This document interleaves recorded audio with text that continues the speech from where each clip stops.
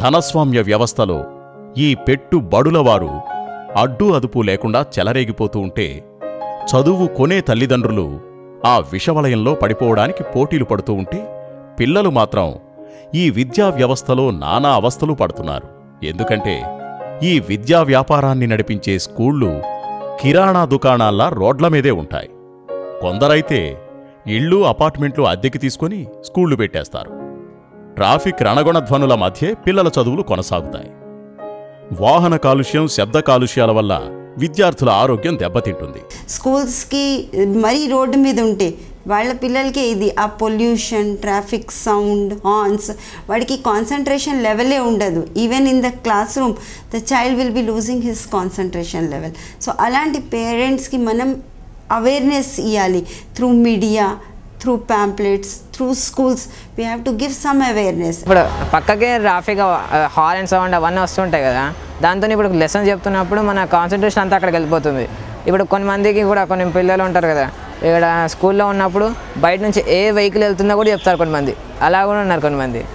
అలా కాకుండా కానీ ఇప్పుడు మా స్కూల్లో చూడండి, అక్కడెక్కడో ఉంది రోడ్. మాకు ఇలాంటి డిస్టర్బెన్స్ లేకుండా సైలెంట్గా ఉండి లెసన్స్ ఏవైనా కాన్సన్ట్రేషన్గా ఇలా అంటే ఇంటూ చాలా జాగ్రత్తగా ఉంటాం అలా. కానీ ఇలాంటి సమస్యలేవి తల్లిదండ్రులు పట్టించుకోరు. ఎవరైనా ఏమిటి తీరు అని అడిగితే మా రూటే సెపరేటు అంటారు. నిజమే, అవన్నీ సెపరేట్ రేట్లే, సెపరేట్ రూట్లే. ఇప్పుడు మన దగ్గర కూడా ఇప్పుడు లాస్ట్ ఇయర్ 10కి 10 వచ్చిన స్టూడెంట్స్ ఉన్నారు, కానీ మేము అంత పబ్లిసిటీ చేసుకోము. బికాజ్ మాకు వచ్చే ఫీజులో మేము ఎప్పుడు కానీ మేము స్టూడెంట్స్కి ఏమి ఇవ్వగలుగుతాము, ఇంకా ఎక్స్ట్రా ఏమి ఇవ్వగలుగుతామని చూస్తాం తప్పించి మాకు ఇంకా ఎక్స్ట్రా అడ్మిషన్స్ రావాలి, ఇలా మేము పాపులర్ అవ్వాలి, మేము ఇంకా ఇన్ని బ్రాంచెస్ పెట్టాలి అని మాకు ఎప్పుడు టార్గెట్ ఉండదు. సో మేము ఎంతసేపు ఆ డబ్బుని ఎలా యూటిలైజ్ చేయాలి, పిల్లల వెల్ఫేర్ కోసం ఎలా యూటిలైజ్ చేయాలి అనేదే మేము ఎప్పుడు చూస్తాం. అది ఫస్ట్ థింగ్. మరి ఇలా సెపరేట్ రూట్లో వెళ్లే ఈ పెట్టుబడిదారులు పిల్లలకు ఏర్పాటు చేసే రవాణా సౌకర్యం ఎలా ఉంటుందో విడమర్చి చెప్పనక్కర్లేదు. పేరు గొప్ప ఊరు దిబ్బ అన్నట్లుగా అంతా అస్తవ్యస్తంగా ఉంటుంది. స్కూలు బస్సులను రోడ్ల మీదే కట్టేస్తారు, రోడ్ల మీదే పెట్టేస్తారు. దానివల్ల ఎంతగా ట్రాఫిక్ జామ్ అయినా పట్టించుకోరు. ఆ బస్సులు మంచి కండిషన్లో ఉంటాయని పూర్తిగా నమ్మలే. వీటికి పార్కింగ్ ప్లేస్ అని ఏదీ ఉండదు కాబట్టి పిల్లల కోసం వచ్చేవాళ్లు తమ వాహనాలను రోడ్ల మీదే పెట్టి అక్కడో పెద్ద ట్రాఫిక్ జామ్ సృష్టిస్తారు. ఈ ట్రాఫిక్ గందరగోళం వల్లే ఒక్కోసారి జరగకూడని ప్రమాదాలు జరుగుతాయి. I saw one accident. A girl and her friends, they were just going, they were busy in talking. So they did not follow the signal and they did not have an accident, but they were about to get an accident. So I think it's very dangerous. ఏదన్నా open place అంటే grounds అలా ఉంటాయి కదా, అక్కడ వాళ్ళని permission అడిగి అక్కడ పెట్టుకోవాలని చెప్తాను.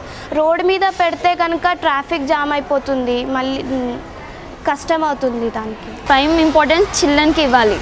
వాళ్ళు స్కూల్ వరకు వచ్చి పిల్లల్ని వదిలేసి వెళ్ళాలి. ఎందుకంటే బయట ఇప్పుడు చాలా ట్రాఫిక్ ఎక్కువగా ఉంటుంది, పిల్లల్ని సేఫ్గా ఒక్కరిని పంపించలేము మనం.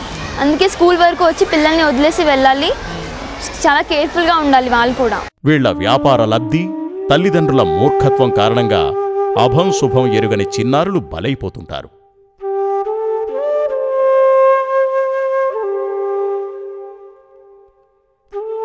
పిల్లలు దేవుడు చల్లనివారే అంటారు.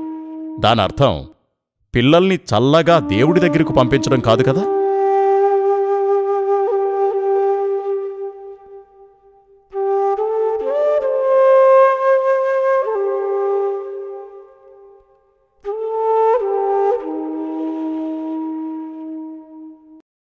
ఇలాంటి దౌర్భాగ్య పరిస్థితి మన దేశానికి ఎందువల్ల ఏర్పడింది? 1947లో స్వాతంత్ర్యం వచ్చాక దొరలు పోయి దొంగలొచ్చారు. 66 ఏళ్లుగా మన దేశాన్ని దోచుకుంటూనే ఉన్నారు. బానిసత్వానికి తల ఒగ్గినవారు సొంత నిర్ణయాలు తీసుకోలేకపోతున్నారు. ఈరోజు అమెరికా మేలుకుంటే ఇండియా నిద్రపోకూడదు.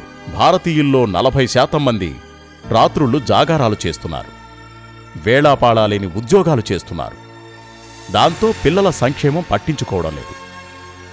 ఈ దారుణ పరిస్థితుల నుంచి మనం మన చిన్నారులను ఎలా కాపాడాలి?